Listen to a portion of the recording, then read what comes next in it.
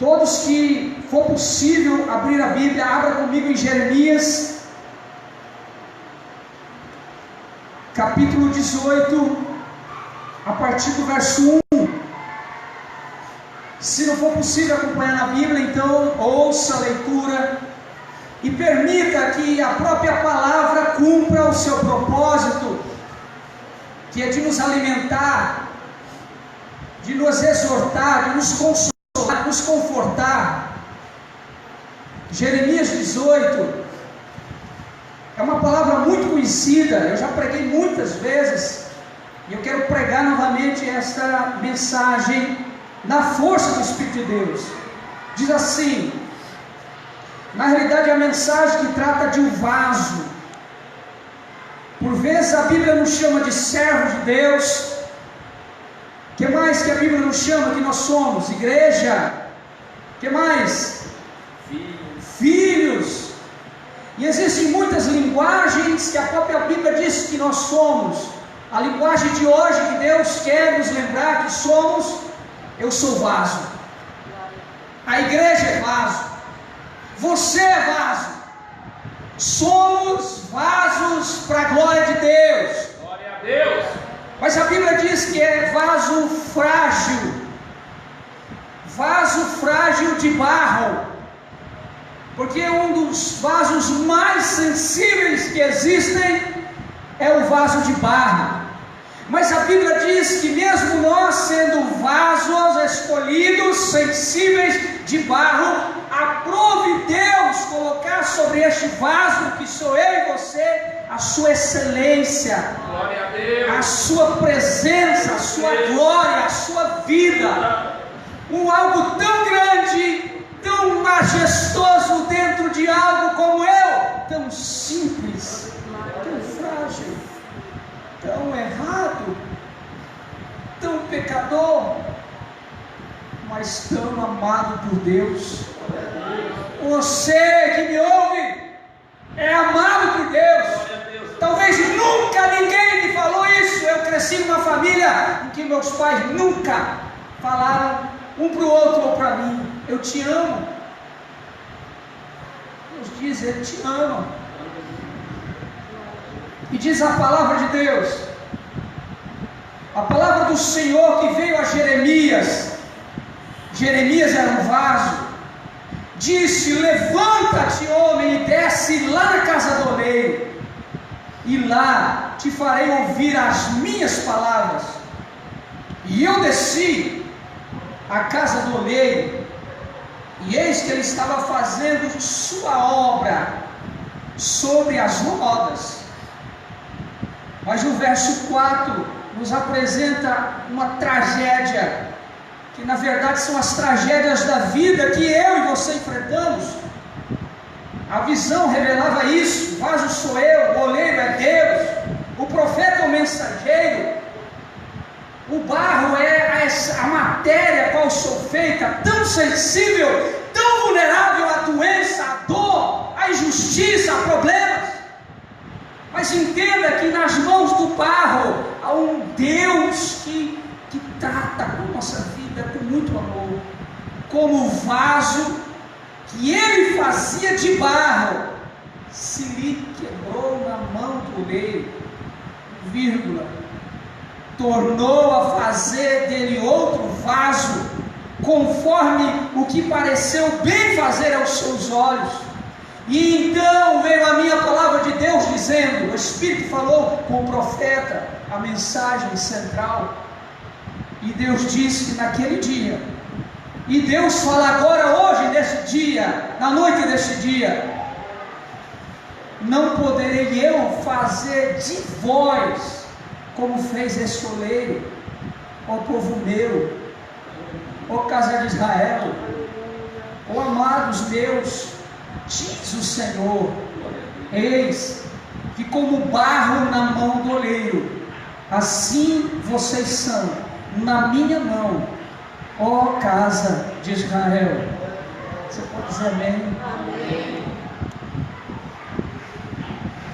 Eu tive a oportunidade, eu compartilhei com os irmãos, de conhecer o processo de fabricação de tijolos, que se assemelha imensamente com o processo de fabricação de vasos. E quando Deus chama o profeta e ele diz: Senhor, eis-me aqui, e o envia para a olaria, Deus queria revelar algumas coisas para ele. Deus queria transmitir algo importante para ele.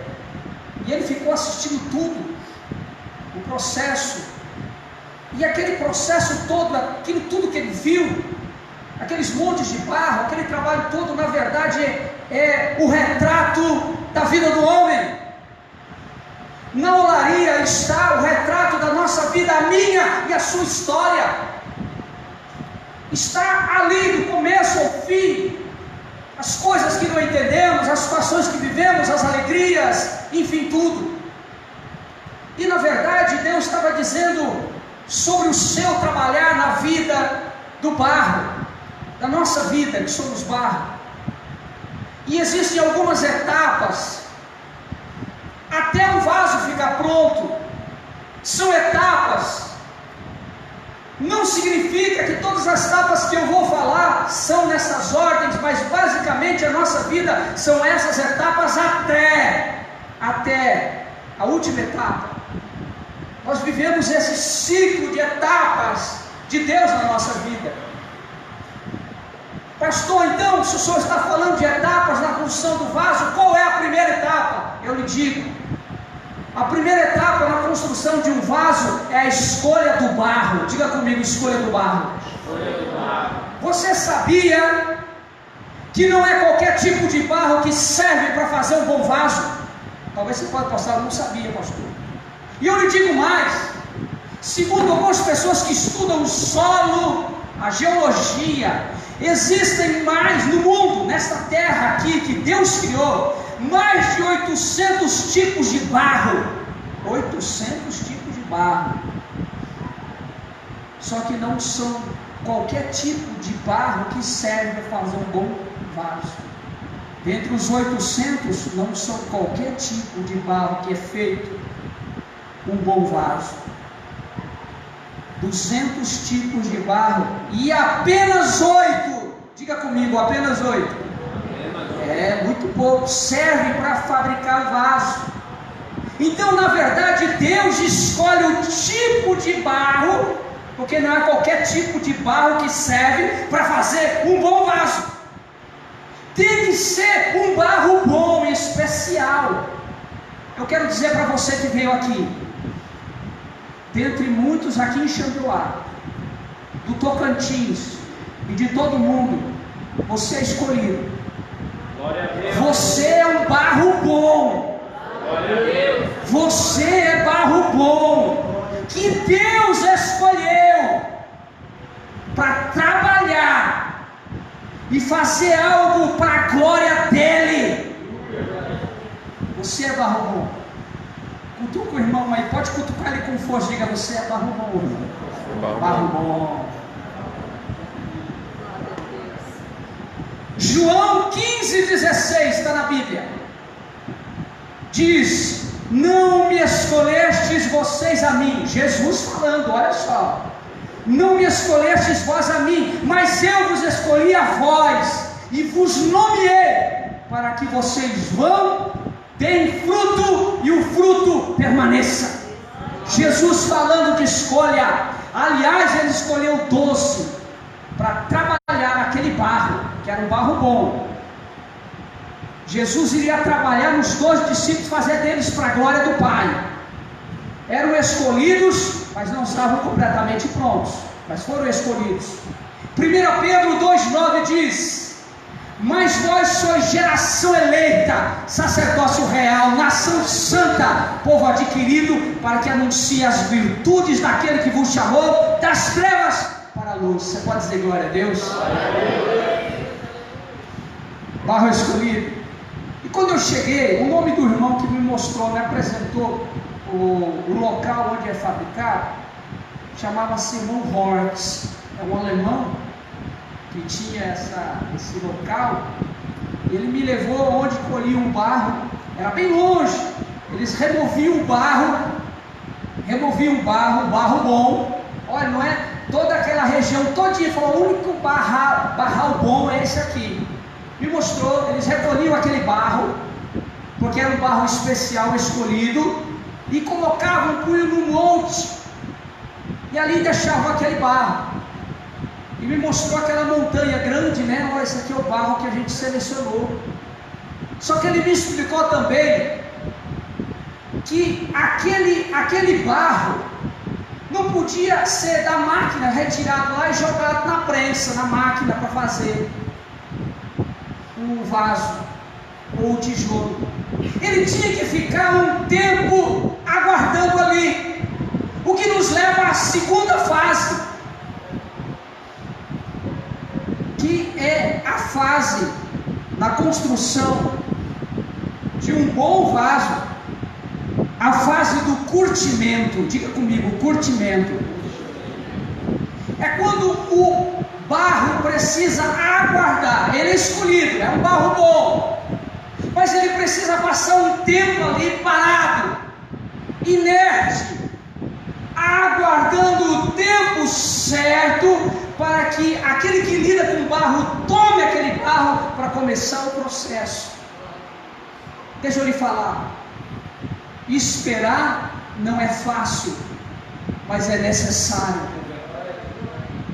E quantos eu estou falando aqui pelo Espírito Santo que estão aprendendo a esperar em Deus? Porque o homem de Deus diz: esperei com paciência pelo Senhor, e Ele se inclinou para mim, Ele ouviu a minha oração. A Bíblia nos fala de muitos servos de Deus que aguardaram o tempo do Senhor, a hora de Deus, porque a hora de Deus não falha. O tempo de Deus é o tempo de Deus que é perfeito. Isaías 40:31 traz uma palavra muito forte para a igreja, dizendo: mas aqueles que esperam em Deus, aqueles que esperam no Senhor, renovarão suas forças, subirão com asas como águias, correrão, não se cansarão, caminharão e não se fadigarão. Por quê? Porque esperam em Deus. Continua firme no Senhor, amém? Eu quero que você diga para esse soldado que está aí bem do seu lado, ou tu que ele diga assim: irmão, continua firme, continua firme, continua firme. Fase do curtimento, fase que Deus nos ensina a esperar.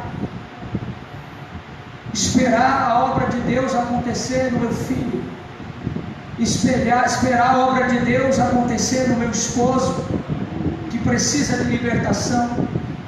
Esperar em Deus, perseverar em Deus na igreja. E como Deus está falando sobre esperar nele, na casa do Senhor, alguns estão esperando um emprego, que estão desempregados, outros estão esperando a cura física. Eu quero dizer para você, vale a pena esperar em Deus. Ele é fiel, Ele é glorioso, e Ele está vendo você. O que faz um homem aguardar mais de quase 100 anos uma promessa, que foi o Abraão? Sabe qual é o segredo de Abraão de ter esperado o tempo de Deus? Pastor, então o senhor está falando que eu vou ter que esperar 100 anos para minha bênção? Não é isso. Ele esperou quase 100 anos porque era o tempo que Deus tinha para ele. Na vida dele, Deus tem um tempo para cada um de nós. Mas sabe qual é o segredo que Abraão tinha para esperar o tempo que Deus tinha para que ele esperasse a bênção? A Bíblia diz que ele esperava em Deus dando glória, louvando, cultuando, adorando, bendizendo a Deus. Faça isso. A espera sem Deus é entediante, é terrível. Mas quando nós esperamos em Deus, na presença de Deus, na igreja, junto com os irmãos, na palavra, na oração, irmão, vale a pena. A gente cresce, a gente aprende com o Senhor. Interessante, irmãos, que Jesus Cristo começou o ministério dele com 30 anos. Teve que esperar 30 anos. Mas quando chegou 30 anos, o tempo de Deus, o próprio Deus apanhou aquela flecha gloriosa que é o nosso Jesus e lançou para a obra, e que 3 anos de vida que ele viveu intensamente, porque ele soube esperar o tempo de Deus. Aprenda a esperar em Deus. Talvez a única mensagem que tu tenha que ouvir agora na igreja, nessa hora, pastor, qual é a palavra de Deus para mim? Deus só está falando uma coisa para você: tenha paciência. Não faça como a maioria que espera murmurando. Sabe o que a murmuração faz? Te enfraquece. Sabe o que a murmuração faz? Te destrói, abate a tua alma, põe você para baixo, te prostra. Mas quando a gente espera em Deus, confiando, Deus, eu não entendo, mas me dá força, e vai passando um dia, dois, quando você perceber, o milagre vai ter acontecido, a ação de Deus vai ter ocorrido, porque o tempo de Deus se cumpre na hora certa na nossa vida. Glória a Deus. Amém? Aguenta firme. Glória a Deus. Barro escolhido, monte esperando um tempo, aguardando a hora certa daquele que sabe lidar com o barro, apanhar, para então sair um bom vaso. Aí você pode pensar: o barro escolhido, o barro esperou o tempo certo, agora que chegou a hora de apanhar o barro, vai sair um baita vaso lindo. Não é bem assim. Talvez depois de muito tempo, talvez eu prego para gente que está aqui há uma semana esperando, 2, pastor, 5, não é 5 semanas não, pastor, 5 anos de espera, eu não sei, que aí o barro está lá, e então chega a hora, que aquele barro passou o tempo de curtimento, chegou o tempo, então ele apanha, é apanhado, sabe para quê? Para ser prensado, para sair um vaso bom. A próxima etapa é a prensa. Prensa não é fácil não. A prensa não é mole. Temos gente aqui que tem sido prensado por circunstâncias. Eu estava lá, irmão, você não me viu. E a prensa dói. Quando a gente perde ente querido, quando um parente nos humilha, quando a gente deve e não consegue pagar, quando falam mal da gente, quando a gente passa injustiça, quando passamos por situações de mentira, quando passamos situações que a gente olha, meu Deus, por que está acontecendo na minha vida? O que é que eu fiz? A prensa, no processo do barro, escute, a prensa, no processo da fabricação de vasos, o irmão me explicou que o barro escolhido, que aguardou o curtimento, ele ainda tem bolhas de ar.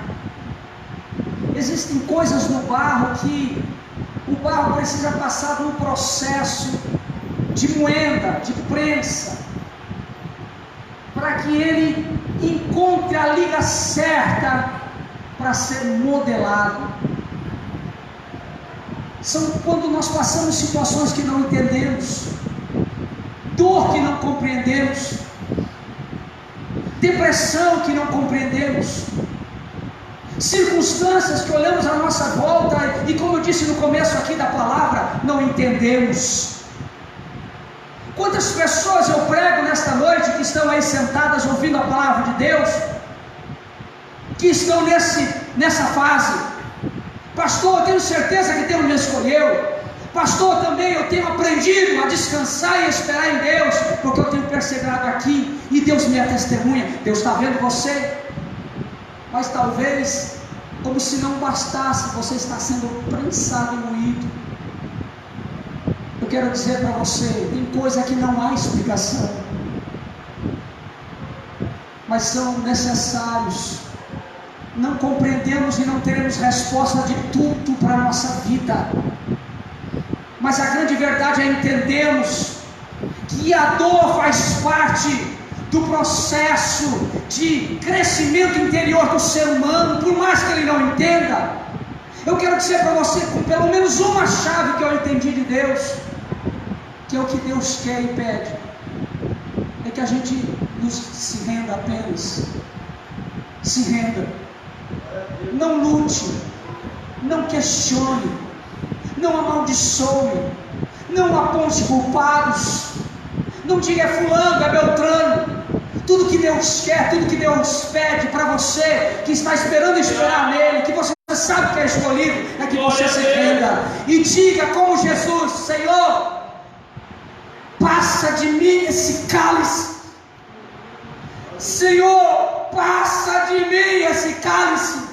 Contudo, olha o que Jesus nos ensina, porque a prensa, oh meu irmão, a prensa é terrível. O ser humano tem a necessidade de amar e ser amado. É duro quando a gente não é amado, não é compreendido, não é entendido, é julgado. A prensa dói, dói na alma, mas se renda. Pastor, eu entendo, você comece a usar a partir de hoje o entendimento na sua vida. Renda-se. Se renda, Pai, a despeito do que eu estou vivendo, da dor que eu estou passando, das circunstâncias que eu estou vivendo. Eu não vou lutar. Eu me aquieto e descanso. Cumpre-se em mim, Senhor, o teu plano, o teu projeto e a tua vontade. Irmãos, essa mensagem não é para trabalhar no nosso emocional, a gente pular. Às vezes Deus nos leva a mensagem a pular, a cantar, a adorar, a rir, a voar, quase voar. Mas há momentos de mensagem que Deus quer que a gente pense, que a gente reflita. Porque eu estou falando de vida, eu estou falando de coisa real da nossa vida, eu estou falando de dia a dia da nossa casa. Eu estou falando de circunstâncias que a gente vive, enfrenta, sai daqui e vai enfrentar. Esses dilemas são prensas.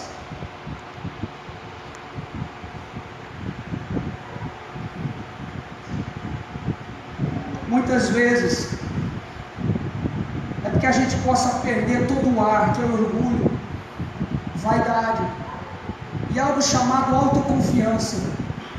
Irmão, a gente não dá conta de nada. Que muitas vezes a gente quer ajudar Deus, né? Fazer aqui, fazer lá. Não, Senhor, faz tudo, Senhor, chega. Eu quero falar para vocês que eu estou com 47 anos, já tive que quebrar meu nariz, como diz, a minha cara muitas vezes, para aprender isso. Que eu não tenho controle da minha vida. E a gente quer ter o controle das finanças, a gente quer ter o controle dos filhos, quer ter o controle do marido, da esposa, quer ter o controle do trabalho. Quando a gente perde o controle, que isso sai do controle, a gente se desespera e a gente perde a estribeira.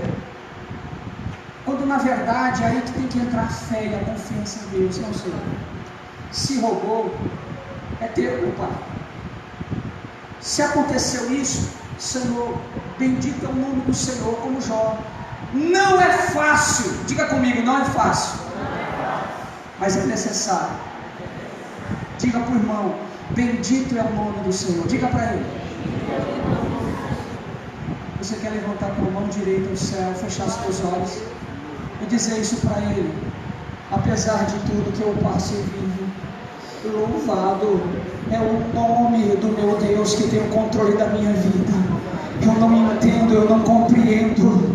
Ah, Senhor, quanta dor, quantas circunstâncias que eu não entendo, mas meu Deus, Tu és a minha força e sabe tudo, e eu me apego em Ti nesta noite, porque Tu és a minha vida e a minha força. Agora diga comigo: faça, Senhor, conforme a Tua vontade, não a minha. Diga: não a minha, mas a Sua vontade. Diga amém.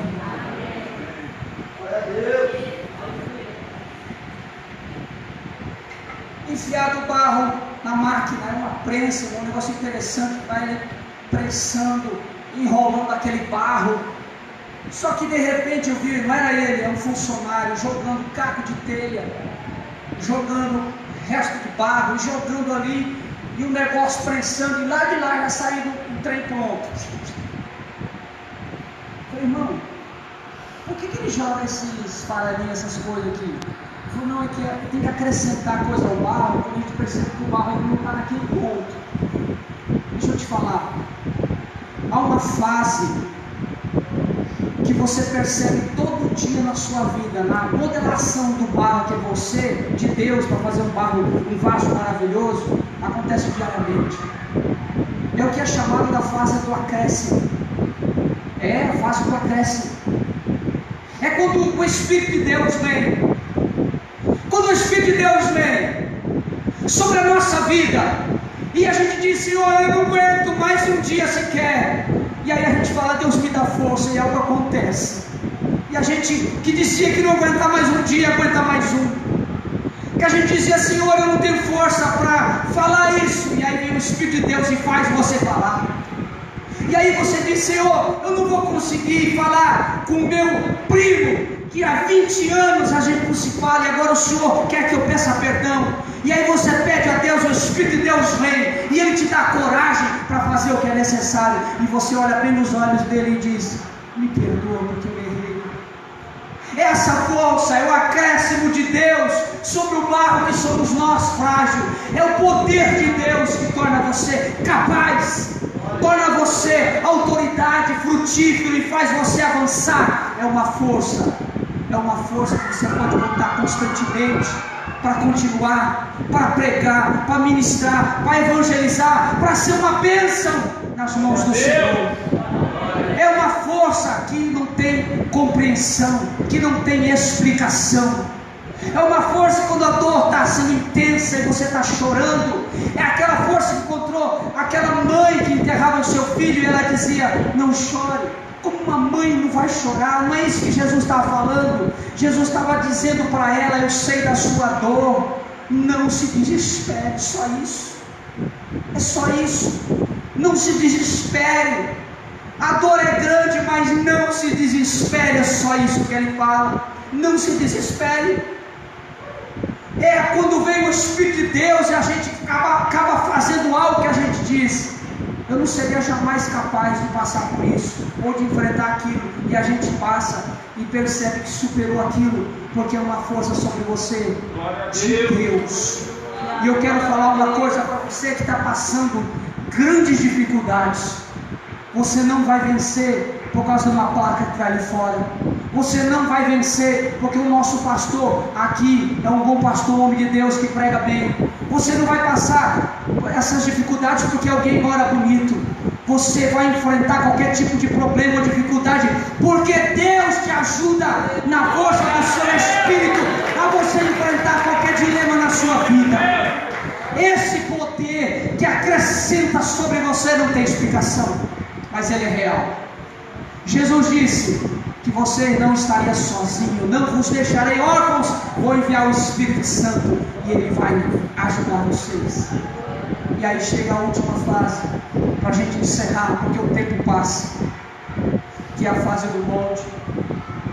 Quando então o Senhor Todo-Poderoso dá a forma que Ele quer, aquele vaso, do jeito que Ele quer, Ele modela, porque aquele vaso já está completamente rendido. Se alguém mostrar o corpo, gente que se acidentou, se machucou, se cortou, tem várias feridas, está curado, você vê os sinais, lembra tudo, mas não dói. Na minha alma existem muitas feridas, passei muitas dores também como você passa. Perder ente querido é muito difícil, ser injustiçado, ser enganado, ser traído, irmão, você vive um dilema de coisas, mas você, sabe por que eu estou aqui? Sabe por que eu prego esta palavra? Não é porque eu sou melhor que ninguém aqui, é porque assim como você, eu creio no poder de Jesus Cristo, eu creio na força do Senhor, eu creio na vitória do meu Deus, eu creio nas mudanças do Senhor para a nossa vida e para a minha vida. Por isso eu quero dizer para você: pastor, eu tenho mais um minutinho? Tenho. Eu quero dizer para você que está aqui nessa noite e que precisa de força, que precisa de ajuda para continuar. Eu quero orar por você e com você. Vamos todos nos colocar de pé. Eu gostaria de convidar todos aqueles